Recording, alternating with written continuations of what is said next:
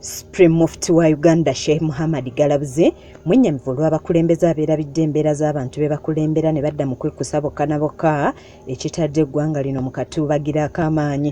Naye osanga abantu nga minisita, osanga omuntu nga akiikirira ekitundu ng'afuna omusala ogwa minisita, n'afuna omusala gw'okukiikirira ekitundu, n'afuna alaawesi eza buli ngeri, naye ati namutikka amabaati ge Karamoja abantu abayita obwereere abasula mu nsiisira naye naga nti alinako nnyo okubeera nga ngeza. N'olwekyo tubakubiriza abantu abo beekume bifuba mu ngeri esinga okubeera ennungi.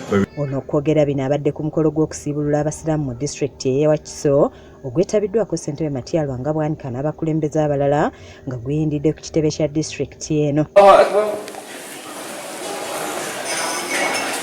Spreem Muft Galabuzi akalaatidde bannayuganda okudda ku mulamwa ogw'okulwanyisa emize emikyamu egyalumba eggwanga egikontana n'obuzaale bwaffe wamu n'enzikiriza zaffe nga yeewunyiza abakulembeze abakyeremye okussa omukono ku tteeka erikugira omukwano ogw'ekifuulannenge. Twebaza Paalamenti okubeera nti yasayininga etteeka eryo n'ebeera nga yaliisa okubeera nga tuvumirira ebisiyaga. Kinaaba kya nnaku nnyo eriyo yasigadde okubeera nga assaako omukono okubeera nga afuna okutiisibwatiisibwa, naye abantu balina okutegeera nti okubeerawo kwaffe mu nsi tubeerawo ku lwa Katonda.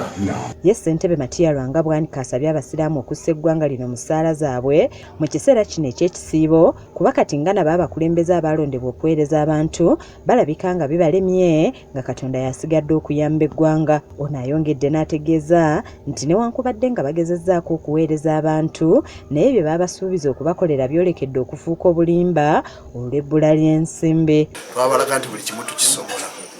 Naye kizibu omukulembeze alina amazima okugamba nti kati alina kyakyasobola kubanga ebintu byonna byonna tulaba bigwawo bugwi, enguudo muziraba eziyitibwamu ziringa ntaana nga kiraga nti tewali bakulembeze naye weetuli ne twasoberwa. Kati tulemereddwa okwogera amazima eri abantu nti byatusobera ate bw'osobera oba osigaza Katonda. Ate ye RDC we Wakiso Justin Mbabazi asabye abasiraamu ne bannayuganda bonna okutwaliza awamu obuteefuula bwefuzi bakkiriza wabula bakulembeze nnyo Katonda by'alagira omuli n'okusonyiwa bannaabwe. Osaba Allah n'amusonyiwa ate nawe n'omusonyiwa mutima gwo.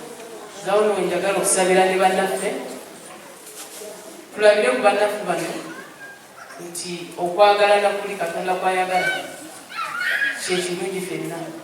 Wadde tuli byabufuzi bya njawulo, tuli madiini ga njawulo, tuli mawanga ga njawulo, naye Allah atwagala ffenna nga tuli. Kizza Peter yakusakidde eggulire lino ku lwa KSTV aga leero.